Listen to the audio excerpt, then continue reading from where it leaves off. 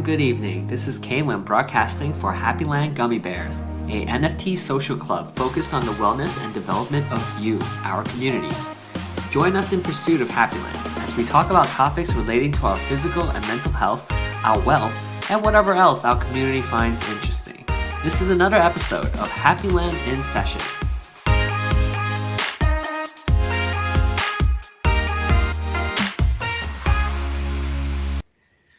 Welcome. So keep me first. Welcome to another episode of Happyland in Session. My name is Kayla, your faithful host, and this session is all about the basics of NFTs, what they're about, how they work, and what utility we can find with them once we learn it, right? And so this is not going to be a full comprehensive masterclass on NFTs, as we will be here all night and then some, right? So rather, this is just going to be the first episode dedicated to NFTs, and there will be many more to come. As we continue down the set list to the end of Happyland in Session season 1, let's say, I hope that they don't cancel us. So we're going to show us support. If you like the show, follow us on Twitter. If you're watching us there or through YouTube, you can like and subscribe. Give me 1 second. No. Okay, sorry about that. And we're going to cover various topics, but among them is going to be financial freedom through crypto and NFT education, as well as a whole list of content aimed at improving the mental and physical health of our viewers, our community. This is a variety show, and it's aimed at one thing, which is finding our way to Happyland. So that's enough of the plug. Joining me today are my good friends, Trisha and Lambro. And the idea is that they both do not have a single clue on how blockchain technologies work, such as NFT. They don't know how they work, and they're here to be our resident learner. So during this series, the idea being that if they, as normal people, normies as we call them, have any questions about what we're talking about, then we can dive deeper with them and basically try to see how we can convince our friends and teach them about NFTs. And perhaps we can do a little review and we can learn something together. So with that, let me introduce my friends. I'm gonna let them back in now. They got Lambo over here, who is busy, and then we have Trisha as well. And then I guess we'll start with Lambo. Lambo, if you could introduce yourself, just a few sentences. Hey, how's it going, world? My name is Lambro Galoshi. I live in Massachusetts. I'm a typical corporate worker. And so you're in technology. Yes, I do work in the corporate field. But within technology. So the idea is that hopefully this wouldn't be too far off reach for you, right? And then and then Trisha, hey, how's it going? She's putting her headphone on. Give her a second. Hi, Trisha. Well. Oh, looks like she's got a little bit of delay here. Hey, yeah. Yeah, I'm not using earphones anymore. Okay, do you hear me? Do you hear us?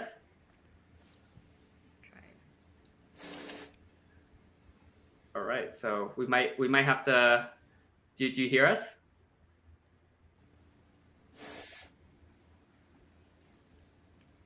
All right, I'm sorry, guys. Looks like we're gonna have a little bit of technical difficulties.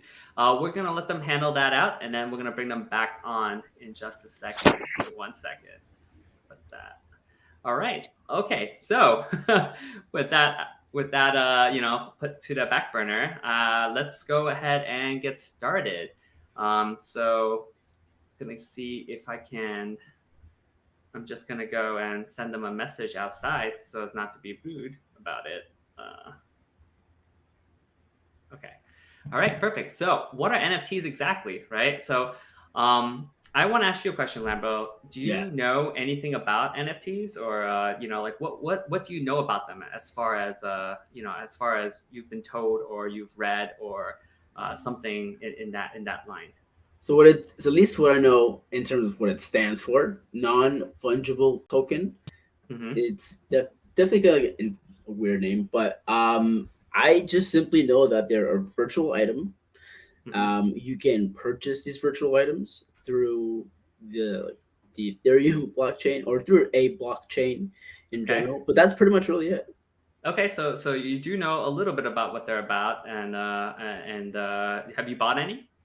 I have not. No, I have not purchased any NFTs to date. I see. I see. Okay. I mean that's fine. This episode we will not be talking about how to buy your first NFT. I just wanted to talk about what it is exactly, right? Mm.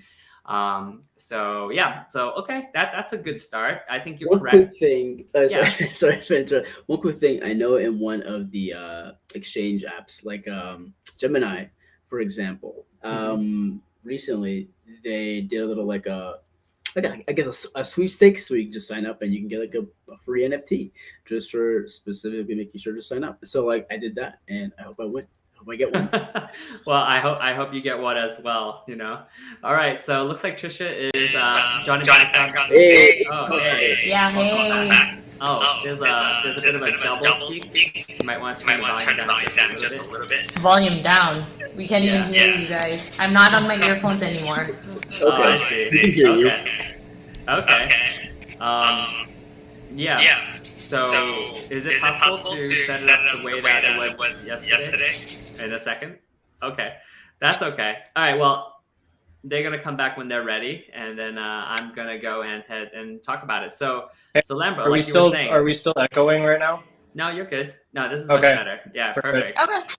All right. So Trisha, I guess the question I asked Lambro was, what did he know about NFTs? So I guess the same question to you. Like, what do you know? Like, have you heard anything about it? You know, it's been on the news. So anything like that. You know, like what do you know about it currently as it stands? Non-fungible. I don't know the T is. Okay, that's okay. So yeah, yes. So basically, so for you, Trisha, it would be like 100% new, correct? What? Say again? It would be 100% new, correct? Yeah. Okay, awesome. All right. So so I guess Probably 95%. Yeah. Good. okay, that's good. That's good. Well, for us, I guess yeah, you guys are correct. Everyone got that part right. Like that NFT stands for non-fungible token, and you know the word fungible has always been very funny to me, right? Because I don't really clearly know what that means, you know. But don't worry, I looked it up. It's basically just you know, you could replace that word with replaceable, right? So something that is fungible would be something that would be easily replaced by something else, right? And have it pretty much have the same thing, like the same utility, right? So I want to give a quick example of that. So here I'm gonna share my screen for a second. Let me go ahead. So here I basically have a eBay listing for a Magellan Maestro, right? This is the old car GPS, so we can get it for $55, right? And what makes this a fungible thing is that if we for some reason, you know, we bought one and it broke, then basically we can just go on eBay and we can just buy another one, right? Here's one for $20. Here's one for 40, 22, 23. So really, we can pretty much replace it, and we wouldn't really miss it. It would literally be the exact same thing, right? So that's really what it would mean to be fungible. Now, to be non-fungible, it means that it can't easily be replaced. So for in this example, I've looked up this amazing Magellan Maestro GPS, right? However, this one is different, right? This one was in the movie The Fast and the Furious, right? So if you can read the actual description, this is the one that Giselle goes and hands out to the people before the race as they race down through the streets of downtown Los Angeles. So this one's different. So the idea here is that this one is special, you know? So this one's non-fungible, right? Because if this one breaks or is destroyed in some way, we can't just easily go on eBay and just, you know, buy another one and replace this one, right? We could replace the actual unit, but it wouldn't be the unit that was used and shot in a movie, right? And so that's really what makes it non-fungible. So it's not easily replaced. Okay. And so in this case, right, over here, if you look at this item, right, which is supposed to be like a unique item, they have what we call a certificate of authenticity down here, right? And if you actually click through, and I'm not going to read the entire thing here, but the more important thing that we want to look at is that it's going to be something that is going to be like they're going to photograph to match, right? That they're signed and they're tamper proofed, right? So that you can't just go ahead and put a new sticker on another Magellan. And you know, they've got a serial number And the whole point is that they're stored in a database, right? And in that database, you can then transfer your certificate to anybody that you then sell the unit to, right? But the whole point is that they do have a database somewhere that has the serial number, and then can recall back that this unit was actually the one being shot in the movie, right? So NFT is very similar to that. The only difference is that this is like a really like physical paper trail, and the NFT is going to be one that's gonna have that information put on the blockchain, right? And so in terms of the blockchain, right? I guess I'll ask the same question. Like, do you guys, like, know too much about how that technology works? I have a take on this because I know. Yeah, sure. It does elude me sometimes. I understand that the blockchain is just a method of authenticity, or a transaction, more or less. Okay, yeah, that's a From good way to think about it. It's basically going to be a public ledger, And Trisha, I won't put you through the same question, but just to explain a little bit about what blockchain is. Blockchain is basically a public database that everyone can see, but you can't just go ahead and manipulate it. It's not like a Google Sheets that's like out in the cloud and anyone can edit it, right? It's basically a public database or a ledger that is distributed amongst like X amount of computers around the world. And the whole point is that no one really has control over it, so you can't manipulate it. And at the same time, it can't go down easily, because if something was like centralized, right? In let's say this database, for example, the one from the certificate of authenticity, it could be put into let's say a centralized server, right? And that centralized server could then be taken down or destroyed or something like that. Does that make sense? So give me one second. So yeah, so basically because of that, it's not exactly immutable, right? Somebody can actually take that down, and so that's really the main difference, is that because of the fact that it's distributed amongst networks all around the world, it makes it really hard to kind of take that system down. So that's why they say things like, in terms of Bitcoin, like, what if people just decide not to mine Bitcoin, but there's Bitcoin like nodes all over the world, and it's unless you kind of like ban the internet, then you really can't take that system down. So that's the whole point of it, right? And so that's how blockchain technology works in a nutshell. I'm really simplifying that, but I do want you guys to understand it, right? And so another easy way to understand it is just like how centralized credit cards work, right? If you were to go to a store and you would buy like let's say you buy an item, right? Or a debit card. You buy an item. You basically swipe your debit card. The system goes, checks your bank account, which is a centralized source, and then decides that you have the money, and then it'll let you get the credit. So the only difference in the blockchain world is that instead of checking the bank, which is a single centralized source, it would check like that public internet, let's say, and then basically take the information from there. So that's really the only difference, is cutting out the middleman, right?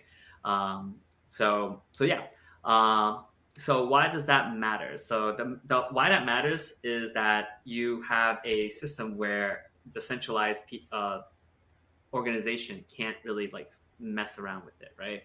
So you have situations like banks that would maybe like make accounts for people who don't have accounts, just to like beef up their numbers. So you don't have any negative things such as that. That actually happened in Wells Fargo at one point. But yeah, so NFTs are stored on the blockchain, right? As you can imagine. So that's how we prove that any one person is a specific owner of a specific non-fungible token, right? Because it is on that public database, and we can verify that. But then again, no one can really edit or manipulate that, right? So and yeah, so that's basically where the NFT lives. In terms of what the NFT actually is, right? Like as a unit, it's basically it doesn't actually have as much as you would imagine that it has, because a lot of people these days right now, they're thinking like, we have a what do you call it? Like these pictures, right? These pictures of apes. Have you seen them? Yeah. Yes. Yeah. I have seen a few of them too. That's right. They're worth a lot of money. Yes. So Yeah. they are worth a lot. If not the apes, like the gummy bears. Apes ate the gummy bears. Yeah, perhaps. But yeah. So the idea here is that the interesting thing is that a lot of people believe that when you buy an NFT, you're buying the art, right? And that you own the art, but that's actually wrong, or inaccurate rather. What you get when you buy an NFT is you get a record, right? And the record of that NFT has a few amounts of information on it, right? They'll have information such as the name of the file, a short description of what it is that the NFT is made for, and then not much else. The last thing that they have is like a hyperlink, right, that leads to the actual picture. So data on the blockchain is very expensive to host, so you can't exactly put like a 50 megabyte, high resolution artwork on there. So what they do instead is they outsource that, right? So on the blockchain itself, your art is actually not there.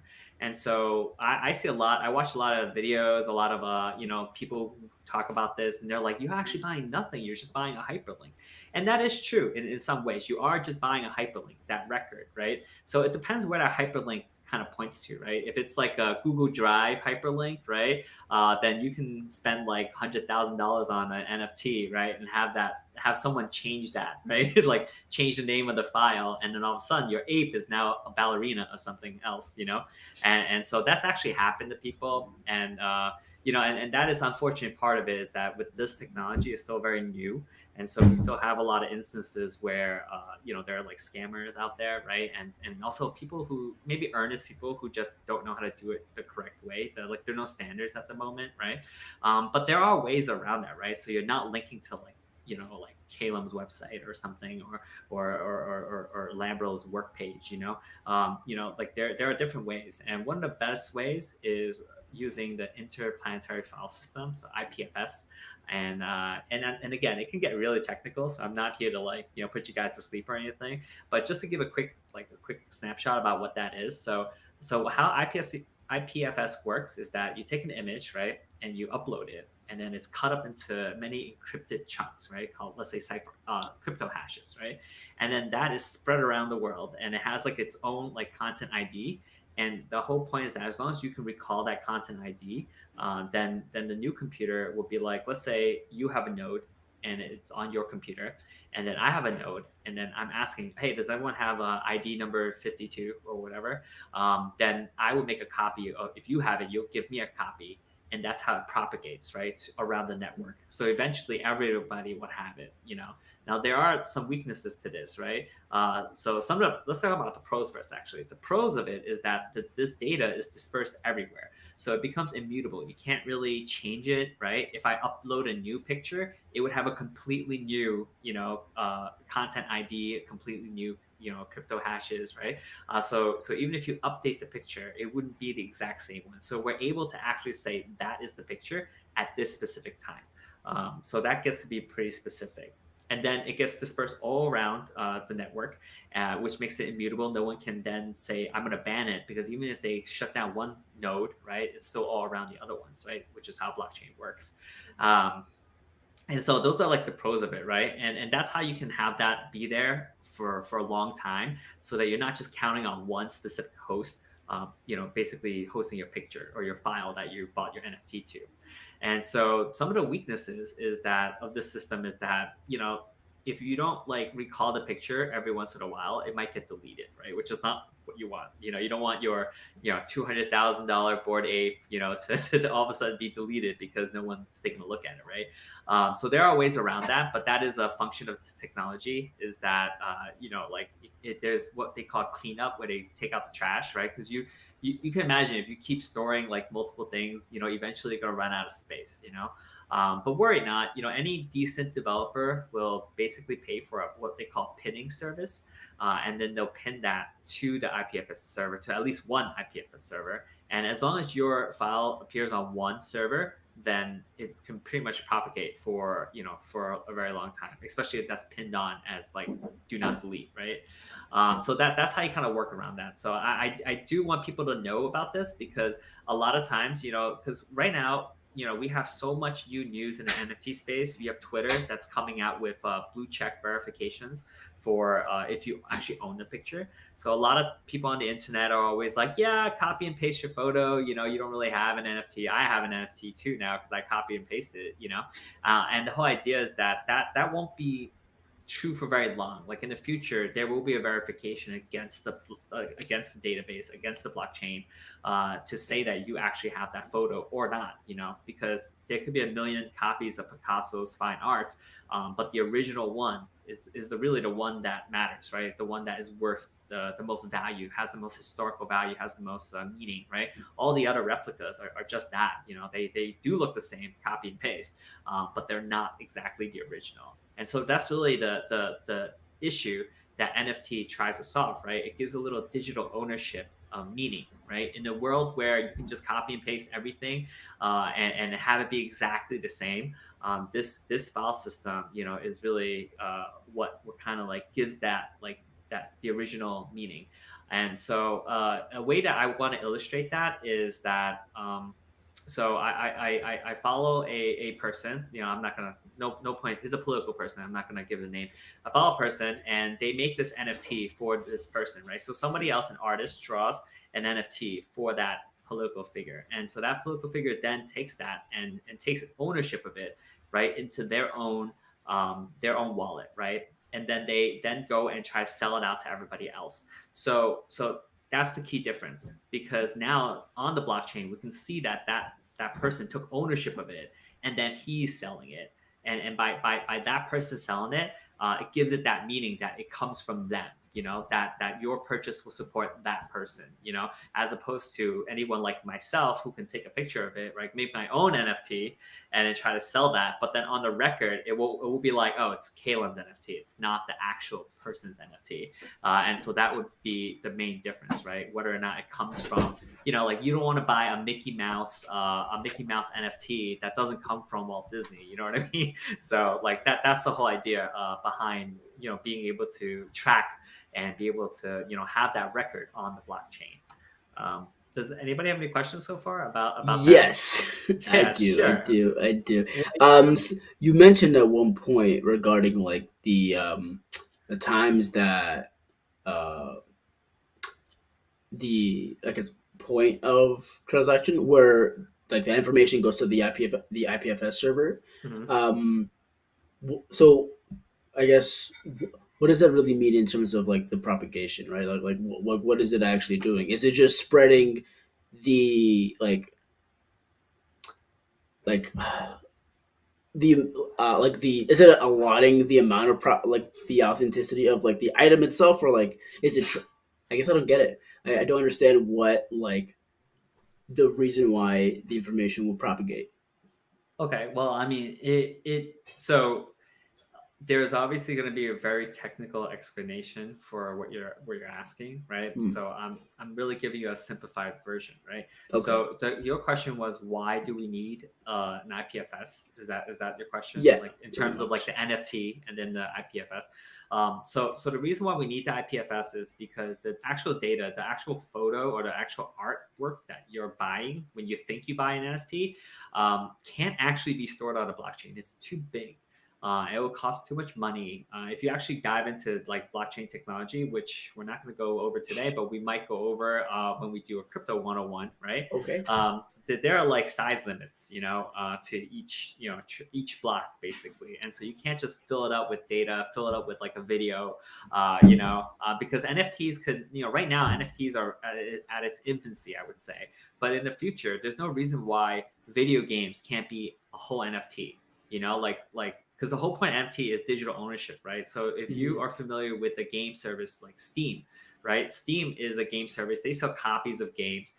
So back in the day, like I'm old, right? So back in the day when I bought a copy of StarCraft, right? I got a box, I got a CD, right, and when I was done with it, I could be like, hey friend, like have you played the new? Yeah. Oh, you got Diablo? Let's let's swap some CDs, and we'd be able to do that, right? But ever since Steam came along, it was like, nah, you buy your own game. Like you couldn't really do that, right? It's not the same as it used to be, right? And so really what NFTs can do is give that back to us, right? Where now, let's say I can envision a world where you buy an NFT game, StarCraft 2 NFT game, and because you have that NFT that says that you own this copy of the game, you can then actually sell it to somebody else, right? And then that, a lot of people are like, oh, why should we care about NFTs? It's bad for the environment, things like that. I'll cover that in a different episode, the cons of it, right? But the idea is that, they're like, oh, what's the whole point of it? The whole point is that we give out the power back to the people.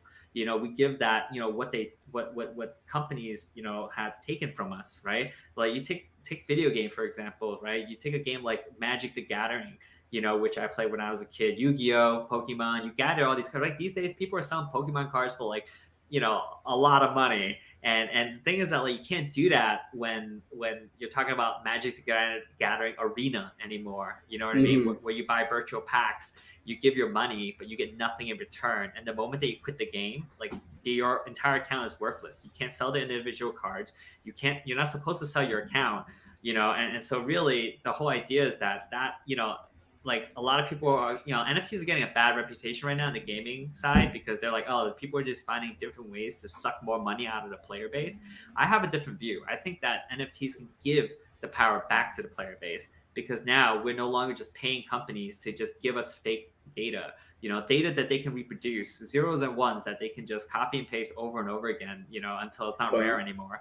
You know what I mean? So I want that back, that feeling where you open a pack of cards and they're yours and you can be like, yeah, I just got the super rare. I can just sell it on the internet I'm going to sell it on eBay for like $1,000, but that's what's happening right now because of NFT technology. You have games such as, Gods Unchained, and you can look that up. It's basically a good replica. I'm not going to say exact, but a good replica of Hearthstone, except you own the cards and you can sell the cards on the blockchain. And the whole idea is that if you play enough, you get these free packs and you open it, you get like this legendary, you can actually sell it for, thousands of dollars. A game like Axie Infinity, if you actually look this up on the internet, has helped people buy houses. Like, in the Philippines, of course, and in different countries, right? So obviously, if you live in a country that has a high standard of living, it's not going to buy your house, you know what I mean? But it definitely pays the bills, right? By playing these games, and the whole way that that's possible is really just because that we have that digital ownership, So to answer your question, sorry, it's like a long way around, is that it requires the IPFS because the file is stored outside. And right now we're just talking about artwork, but it could be anything. It could be whole video games, whole video movies. You know what I mean? So you don't really want to store a whole movie 2 hours on the blockchain. So that would be the main reason for the IPFS, right?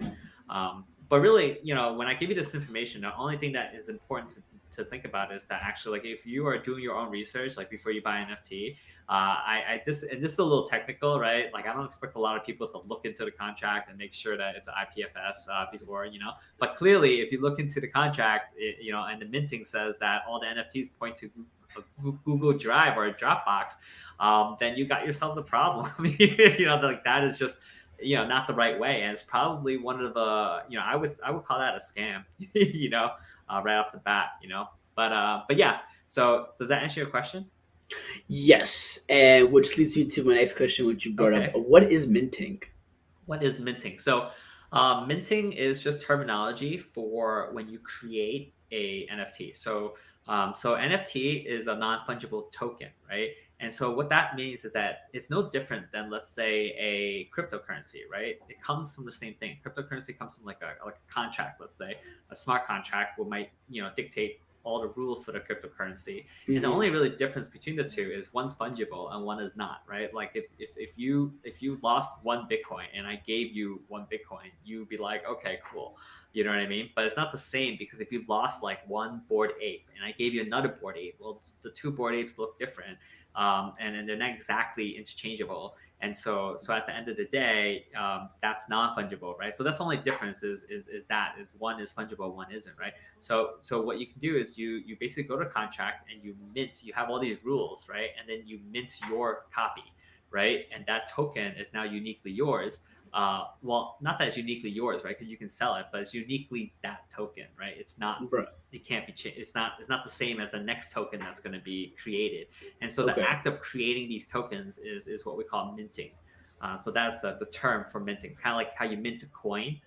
So that's where I would assume the terminology comes from when you're minting a token. Does that make sense? Yes, Yeah. cool. Thank you. Yeah, and no, that's perfect. Feel free to ask any questions about any jargon or anything like that. That's why it's important that you guys are here. So that we don't just have a conversation and kind of lose half the crowd. So I appreciate that. Yeah. Trisha, do you have any questions? Oh, I'm sorry. It doesn't seem like I hear you on the audio.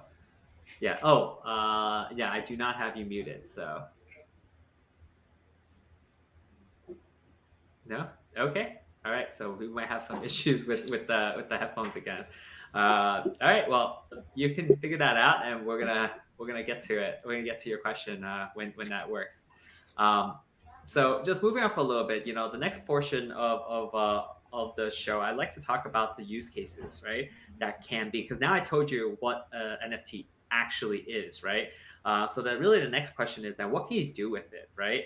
And for this, I want to say that the use cases are still emerging, right? And the new ways of being utilized, like new ways of being created every day on how we can use this technology, and it's still being discovered. So by no means is what we're discussing today going to be the exhaustive list, right? But a lot of times people just go, okay, ownership of digital property, like I don't care, like I talked about games on Steam, and then some people would just be like, well, Steam has a library sharing function, so I don't know why you need NFTs, right? We talk about, oh, you can sell your cards, and whatnot, right? And then other people point out, well, games like Diablo had an auction house at one point, right? And so like, why don't they just do that? Why do we need NFTs, right?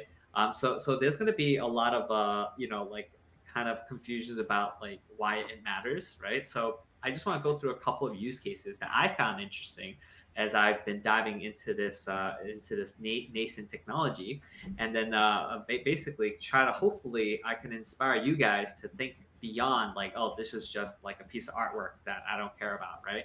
And whatnot. So all right, and Trisha, any luck with the audio? No, not so much. No, I can't hear you. Yeah, sorry about that. Okay. So yeah, so going with these use cases, right? The most basic one is going to be artwork, right? And art is like a really like a multi $1 trillion affair, right? With the net worth of a lot of people, put into like high end artists, right? Art gets traded a lot, millions of dollars, pretty much under regular, right? Real physical art, right?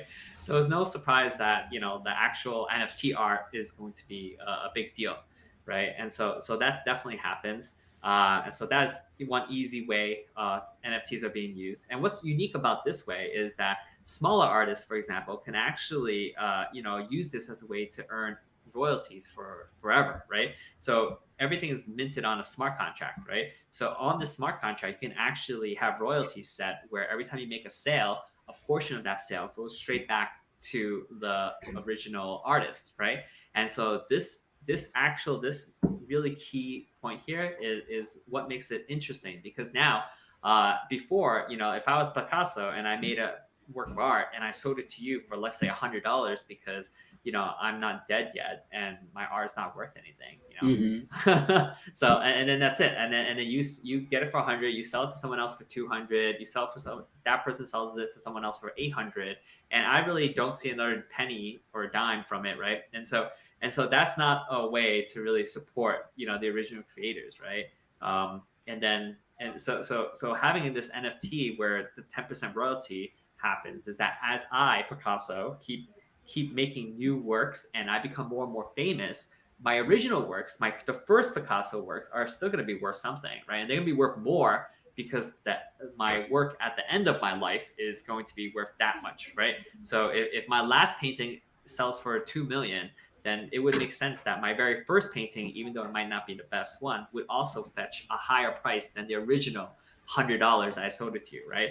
And so this is one way that we can actually pay back to the content creators, right? And it makes a more just and more fair world, right? Another way is profile picture projects. So these are called PFPs in our industry. And so then these are basically prolific. They're everywhere right now, and they're like the big trend right now at this point. And so the idea around a profile pic NFT is really a couple things. One is a major flex, right?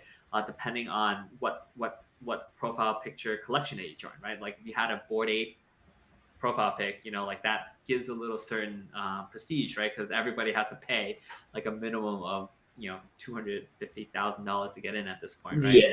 So you kind of get that. It was no different than wearing like a really fancy, high fashion, Louis Vuitton, bag on your shoulder, right? So it's really no different than that. That these the thinking behind it is that in the future these are going to be used as digital skins, right, that represent you, right? So you might have a Halloween style NFT for Halloween, Christmas for the holidays, so that's the idea, and that you're going to switch back and forth, as the seasons go, or at your whim.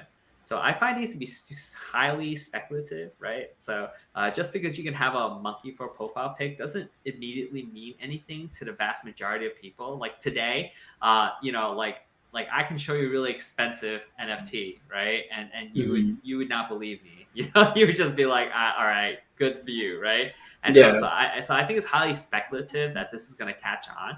But it certainly is a big deal within the within the people that accept that technology today. It's certainly a big deal to own like a Bored Ape, right? But for other people outside, normal people, normies, as we say, might actually not know. You know what I mean? They might not know what that is, right? Even if you showed it to them, they wouldn't believe you that profile picture costs $250,000, right? So, and that's happened to me personally. Like I have a mutant ape. It's not 250,000. But the idea is that it's worth a good amount of money, and nobody ever believes me, like why would they, so that's why it's a little bit of a speculative affair at the moment. So Okay. yeah. So that's one aspect, right? So that's definitely something that is a huge benefit. Now my question is like, by you owning this very specific item, like, are there perks like in general for like to the platform, or just like for Yeah. whatever specific like I guess like the board community, huge community, Mm-hmm. and I guess that's Not just a the huge community of elites, right? Because the huge Bored Apes, they've communities. got like Jimmy Fallon, they got Snoop Dogg, they have a few basketball players, they have a lot of hip hop artists, and so like that's a huge network effect, right? So like me personally, I don't think that, Britney Spears is not on the Discord server, saying hi to all the apes, right? So Right. I kind of not sure how much benefit you really get by sharing that space with those people. But it certainly is true that if you're not looking to rub shoulders with Eminem, right? If you're not looking for that, you are certainly going to rub shoulders with people who have at least, even if they haven't paid in $250,000 to get in, they actually at least hold that value and they're keeping it, right? So the idea is that you're going to be amongst people, that have that about them, and whether or not you value that or not, right? Because a lot of times, people look and be like, this is like some dumb thing rich people are doing, right? So whether you value that or not is totally different, right? But then you don't always have to, look into like the top elite circles of it, right? You can look into like our NFT community, right? Our social club, the Happyland Gummy Bears, right? For us, we are very, low, down to earth, humble group, right? It doesn't cost you that much money to join our club. It's not $100,000. It's I believe it's like 100. So let's say 200 after gas, right? And the whole idea is that when you join our community, you have access to the people within it. And for us, we're all about the wellness of our community members, and we want to, that's why we have conversations like this. This would be classified as a financial wellness, chat, but we'll have like physical wellness chat, nutritional wellness chats, and we'll have other things such as that, right? And so the whole idea is that like those are the benefits that you'll get, right? And that's just our community. Right, then you have other communities, and that can introduce you to a whole lot of them, right? Another one that I like they teach more like about specifically teach people how to work with NFTs, right? And so the idea behind that community is that you join it, you learn about NFTs, and then whenever you're done with it, you sell it. Someone else will buy it, and they'll learn about NFTs. So there's many different like angles around it, right? So to answer your question, in terms of perks, the perks are very varied because it depends on what type of NFT that you're buying, right? So for example, another use case is for ticketing or for special access, right? So you can have an artist. Let's say if I was, let's say a popular artist, Justin Bieber, and then and I sell CDs, right? Maybe not. Did I say CDs? You did say CDs. CDs I own.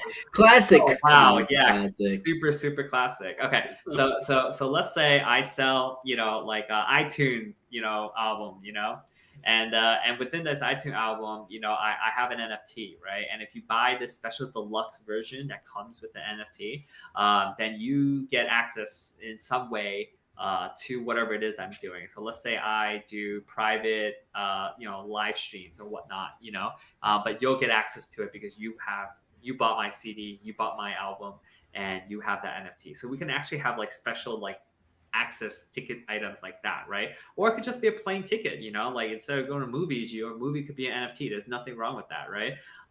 So and I look forward to the time when everything is an NFT. Your license, your deed to your house, the loan on your car, right? Like all of that could be theoretically an NFT, right? And then anybody could look that up. You no longer have to go wait at the RMV to get this information all taken care of. You know what I mean? So there's a lot of benefits for changing over to a digital ownership, right? So yeah, does that answer your question around perks? Yeah, because it obviously depends like what kind of NFT you're buying, right? They have like gaming NFTs. Like right now, I'm in this NFT community called the Creeps, and it's basically a play to earn game. So the whole benefit of owning the NFT is that you can stake it and you earn coins, right? And with that coin, depending on if that coin is worth any money, right? Because if it's not worth any money, then who cares about the coins, But if the game is successful and more people want to play the game, then they're going to want to buy the coin because you need the coin to play the game, basically, right? And so by giving it that value, that's the perk that I get, right? But then another NFT that I own called Enigma Economy Nft, also another favorite of mine. I basically, every NFT you own is basically a unit of like a video card, you know what I mean? A unit of hash rate that you own. So that they are running a warehouse full of GPUs that are mining Ethereum, let's say, and then you own a specific part of that because you have that NFT, and so because as long as you stake that NFT, you're gonna get that portion that is due to you. So you're a part owner of that farm without actually being an owner of that farm. Does that make sense? So it really depends on what kind of NFTs that you get, right? And so that's actually a great question because it kind of dives right into the use cases that I wanted to speak towards, right? So but yeah, but like I said, and that's a good question that you've asked, because unless you're going to go into speculation game, like the speculation gambling part of NFTs, right? I would 100% focus on buying NFTs that have meaning for you, that have value for you, right? Like don't, unless you're into speculation, right? If you're a degenerate, then I get that. And I mean that lovingly, right? I'm a degen myself. I don't mean that as a judgmental thing, right? There's degenning is very popular in our space, but the idea is that if you're coming at it, you're normally like a safe, you play it safe as by nature, like I would say dabble in NFTs by looking at items that bring you utility. So whether it's like, for example, if you wanted to, mine Ethereum, but you didn't want to have a rig at your house, you know what I mean? Buying the Enigma Economy NFT is going to be somewhat useful for you, right? And if you are, looking for fashion advice, let's say, then you can probably find a fashion community, right, and buy their NFT and kind of join that. And basically get advantage to it, right? If you're into crypto trading or NFT trading, there are alpha groups, right? Groups that kind of go around and they talk about what is going to be the next big NFT, right? You would join those groups and pay, for that NFT. And some of them are actually quite expensive. The major one is called Cybercoms. And then they I think at one point they were like over 100 ETH, so that is pretty hardcore, but they are famed to have like an amazing alpha section there where they give you good hints on what's going to be the next hot NFT, right? So really, that's how one gets started at this point, right? Is to find projects and really kind of look into what they do and think about what utility, right? Utility. That is like the number one name of the game. When I first started, nobody knew what utility was. They just bought profile pictures, and then as time goes on, you can imagine the market flooded with more and more and more profile pictures and more projects that are just copies of the same. You know what I mean? Let's have anime ones. Let's have cartoony ones. Let's have colorful ones. And they are all the same. And then people realize that, okay, now we spread the market thin, and there's no real reason to buy it anymore, right? So what I mean by that, I mean it in a way of like, let's say I sell you an NFT for $1, right? You bought that NFT and now you want to sell it. You're gonna want to sell it for more than $1, right? Because that's what you bought it, because if you're a speculative person and you're hoping to, win the lottery, right? You're gonna want to sell it for me for at least like $10, right? A 10x, right? Mm-hmm. So unlike a $10, that's pretty affordable. I'll buy it off you for $10, right? Now I have a $10 NFT and I want 10x myself, so I want a $100 NFT, right? I sell it back to someone else and they want 10x and they want $1,000 NFT, right? So now think about it. Now the next person who has to buy the $1,000 NFT, like why should they buy the NFT? Like what do they get out of it that would make it worth it for them to pay $1,000 for what somebody somewhere sometime paid $1 for, right? So without utility, there's going to be a cap to how much people are willing to pay, right? Because why would you overpay to get in just for a profile picture? You know what I mean? You can just find a different one, right? I mean, again, if you have like the big ones, like the blue chips, right? The ones that really are expensive, I get it. There's prestige. There's a bit of a flex there, but when you're like in the middle, you know what I mean? Like it doesn't really matter which middle NFT that you own, right? They technically, everyone's going to be like, I've never seen that before, but that looks cool, so it's not really 100% unique. So that's why a focus on utility is probably the most important takeaway. Like this is not going to be a trading course, right? Like we're not doing that on this episode. We can talk more about that if you're interested. We can definitely cover different topics, right? Right now we're already almost done with our hour. So the idea is that keeping it short, right? But the idea is that, the only takeaway really is that, looking for utility is probably the most important thing, right? Because you want to treat your money as supporting a business that's in development, because there's many different, like I bought a NFT that's a comic book, right? So the idea is that, these people are raising money to make a comic book. So I own that NFT, I purchased it, and I'm supporting them. And the whole idea is I'm supposed to get comics in return, right? So that, like, there's many different ways that you can then find utility and support the projects that you actually care about, right? And I think that's the easiest way, because at the end of the day, if excuse my language, if shit hits the fan, right, and like everything goes to zero, at least you have a very nice picture that you really wanted, and not one that you bought because you thought it was gonna be like 15x, right? Because these are just like businesses, and majority of businesses fail, and I would say a good 90-95% of NFTs are probably not going to make it past 2 or 3 cycles, and it would be amazing if they did last 2 or 3 cycles, and so it remains to be seen. It's still a very new technology. Everyone is still very early to the game. Like if you start today, it really wouldn't be too late. Like you'd be still ahead of way, like a lot of people. So but yeah, when you say cycles, so yeah. And I just want to clarify, my bad. Cycles are just like the amount of times it would get sold, pretty much.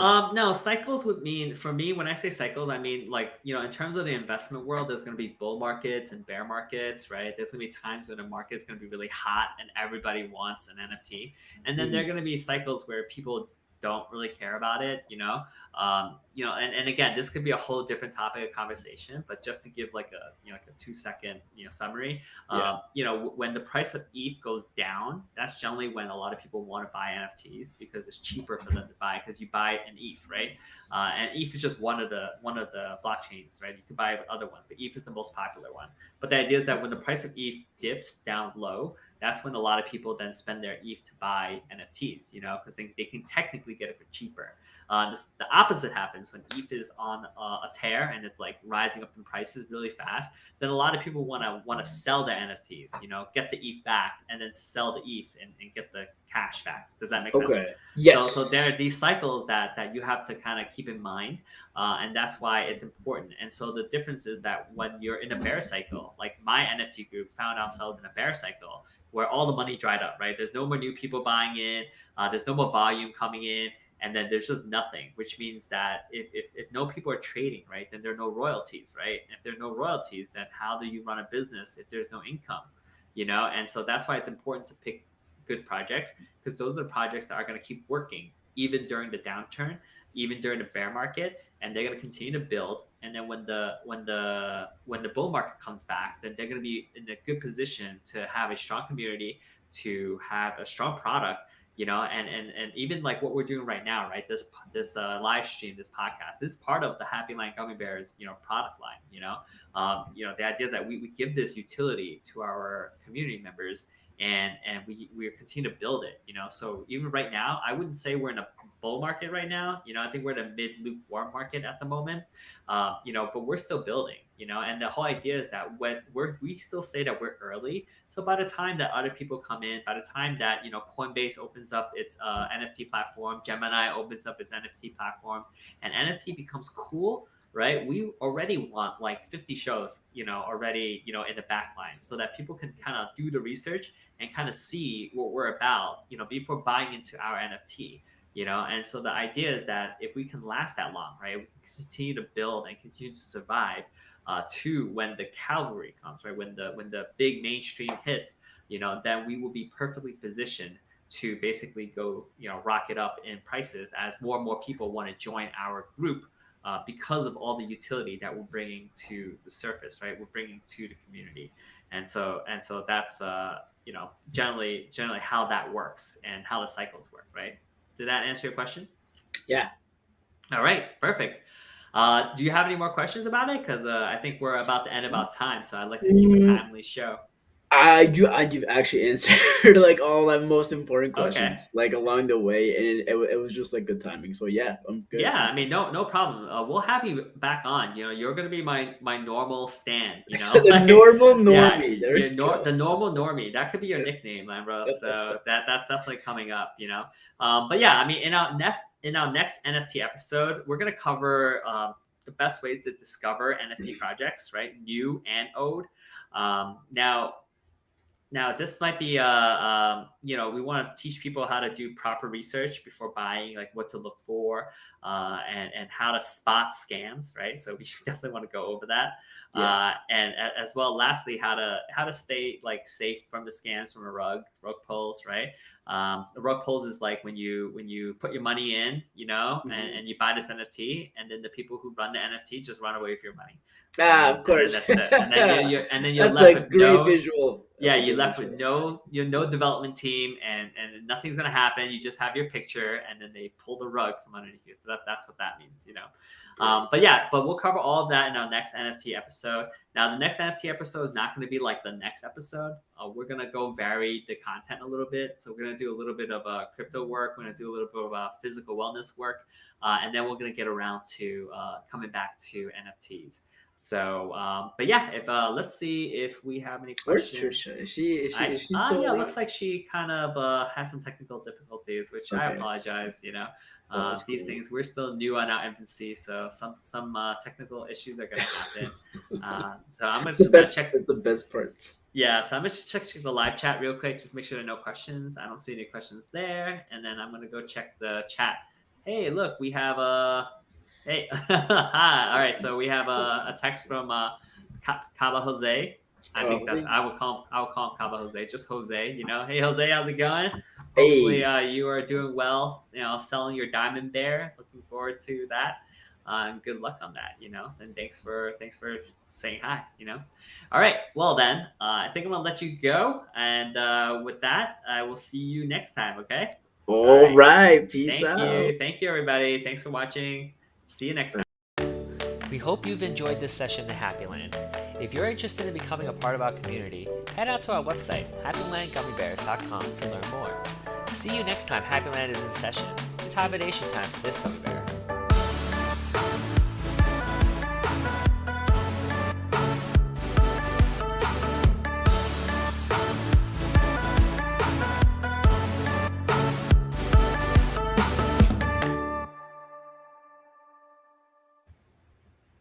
All right. Hey, Lambro, how's it going? Hey. Cool. So that was it. How'd it go? I was pretty good. It's